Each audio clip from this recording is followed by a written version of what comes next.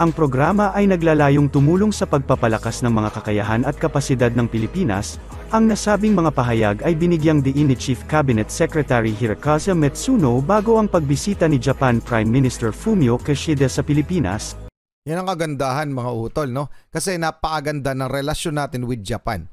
And isa yan sa mga pinakamatibay nating kaalyado. So, hindi lang naman Japan, napakaraming mga bansa, Canada, Australia, United Kingdom, US, not to mention, kasi napakaraming mga bansa ang handang tumulong sa atin para palakasin ang ating Armed Forces of the Philippines, 'di ba? Kaya kaliwat kanan ang ginagawa nating naval exercises, joint patrol, military exercises, something like that, no? Napakarami nating ginagawang ganyan. Kakatapos lang nitong kamakailan no, sama-sama yung pinakamalaking balikatan. So sobrang dami nating ginagawang joint military exercises with our allied countries. Okay? Mga karunungan, kaalaman, teorya, kasaysayan, hiwaga at mga bagong tuklas.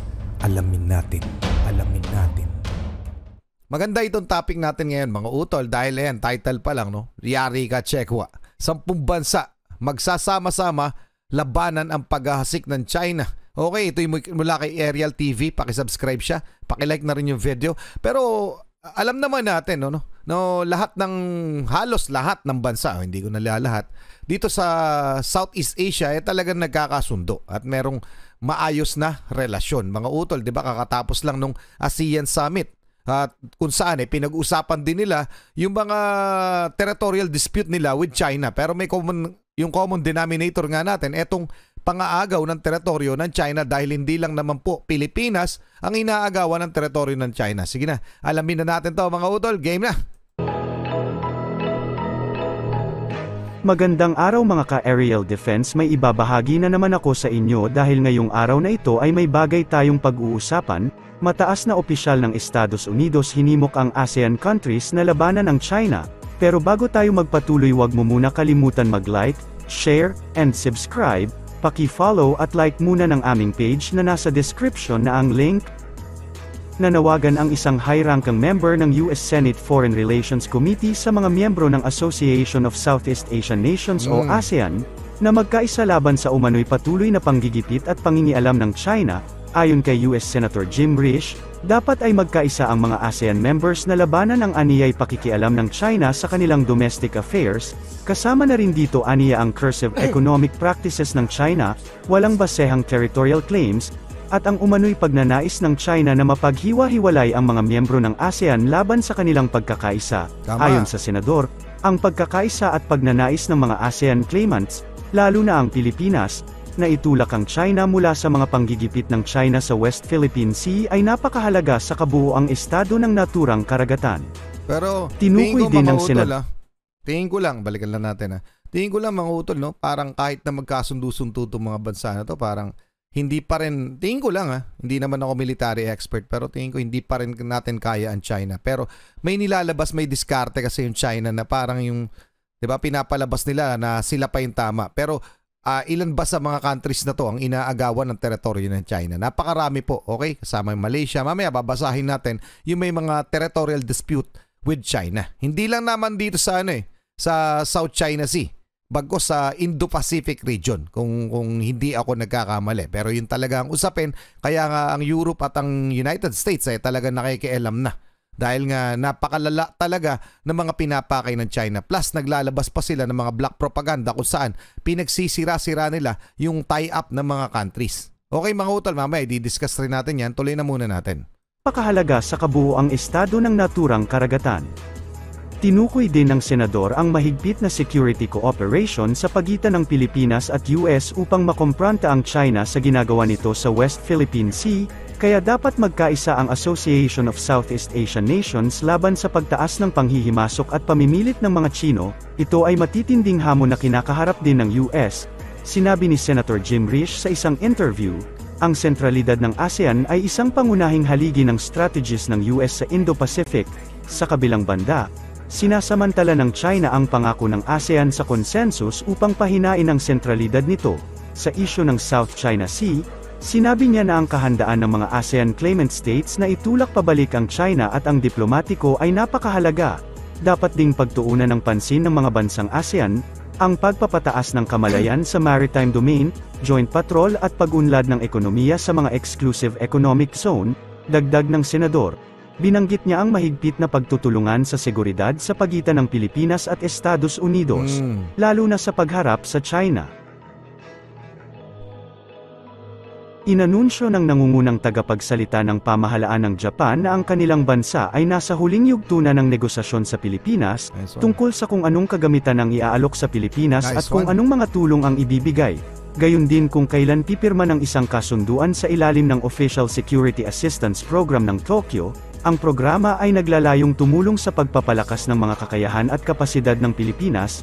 Ang nasabing mga pahayag ay binigyang diin ni Chief Cabinet Secretary Hirokazu Matsuno bago ang pagbisita ni Japan Prime Minister Fumio Kishida sa Pilipinas. Yan ang kagandahan mga utol, no? Kasi napakaganda ng relasyon natin with Japan. And isa yan sa mga pinakamatibay nating kaalyado. So, hindi lang naman Japan, napakaraming mga bansa, Canada, Australia, United Kingdom, US, not to mention, kasi napakaraming mga bansa ang handang tumulong sa atin para palakasin ang ating Armed Forces of the Philippines, 'di ba? Kaya kaliwat kanan ang ginagawa nating naval exercises, joint patrol, military exercises, something like that, no? Napakarami nating ginagawang ganyan. Kakatapos lang nitong kamakailan no, sama-sama yung pinakamalaking balikatan. So sobrang dami nating ginagawang joint military exercises with our allied countries. Okay? So, in response na rin yun sa pinapakitang aggression sa atin ng China, particular dyan sa West Philippine Sea, mga utol. And to check to si Rich Forbes, no? Si Rich Forbes. Si Mr. Rich na high-ranking members, ito yung isang niya, no? Statement niya.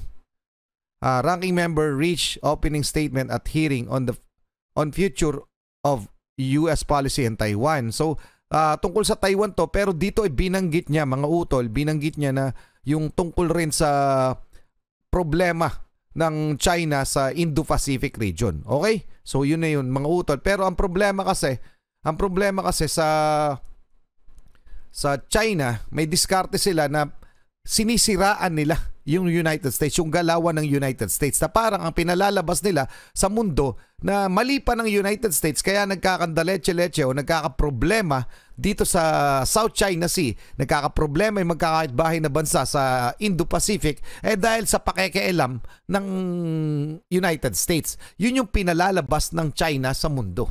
Pero sa totoo lamang, yung China lamang naman ang problema. Kahit yung mga ASEAN Summit, dinidiscuss yan nila na China talaga yung nagkakaroon ng yung dahilan kung bakit may yung territorial dispute. Kasi sa ibang bansa nga daw, ayon ngayon kay Dr. J. Tariela, nakaraan lamang na South China Sea Conference, talagang China lamang ang may problema.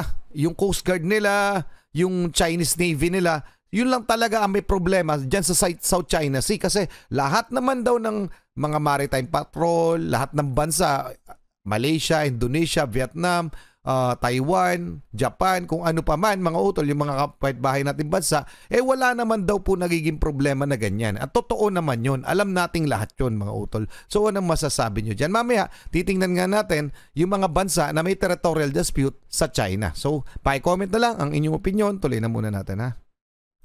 Tatalakayin ni Pangulong Ferdinand Bongbong Marcos at Japanese Prime Minister Kishida Fumio ang sitwasyon sa West Philippine Sea sa pagbisita nito sa Pilipinas ngayong Biyernes. Sa pahayag na inilabas ng Malacanang, sinabi ng Department of Foreign Affairs na tatalakayin ni Marcos at Kishida ang political, security, at economic cooperation ng dalawang bansa. Kabilang sa mga partikular na isyo na tatalakayin ay ang West Philippine Sea, kalakalan at pamumuhunan, at Japan's Official Development Assistance. Magpapalitan din sila ng opinyon sa mga pangunahing isyu sa rehiyon, internasyonal, at United Nations na nakakaapekto sa rehiyon at sa mundo. Sabi ng DFA, bagamat hindi na tinukoy ng DFA o ng Malacanang, ang pagpupulong sa pagitan ng mga leader ay naganap sa gitna ng tensyon sa teritoryo sa West Philippine Sea. Ang Japan, isang pangunahing kaalyado, ay dati nang nagpahayag ng interes na makipagpulong sa Pilipinas upang talakayin ang mga alitan sa dagat sa pinag-aagawan na karagatan. Ang pagpupulong ay kasunod din ng banggaan ng mga sasakyang pandagat ng China at Pilipinas sa Ayungin Shoal. na itinuring ng gobyerno ng Pilipinas na paglala ng ilegal na aktibidad ng China. Napakarami naman na nating experience sa China Coast Guard, sa Chinese Navy, mga utol, dyan sa territorial dispute. Pero pakinggan lang natin saglit yung ilan sa mga statement ni Prime Minister ng Japan na si Kishida Fumio. Ito po yan. Congress of the Philippines. The relationship between Japan and the Philippines has made great strides over the past half-century. I believe that the people-to-people connection is a bedrock of this relationship. I will continue to do my utmost to ensure that the strong friendship between Japan and the Philippines will last and further develop in the future. On behalf of the Philippine Senate, we express our deepest gratitude to His Excellency Prime Minister Kishida Fumio for his gracious acceptance of our invitation to address a special joint session of Congress, illuminating the path towards an even more robust and dynamic relationship between our two nations. O ayan, mga utol. So ano masasabi nyo? Maraming itutulong. Mapakahaba po yun. Marami sila na pag-usapan doon sa bilateral meeting with President Bongbong Marcos at maraming itutulong ang Japan. At alam naman natin at talagang sincero ang Japan na tulungan ang Pilipinas, lalong-lalo na sa problema natin dito sa West Philippine Sea, mga utol. Okay? So maraming salamat, Japan. Anyway, tuloy na muna natin, mga utol. Pupunta at sasakay ng Philippine Coast Guard vessel na gawa ng Japan si Japanese Prime Minister Fumio Kishida sa Sabado.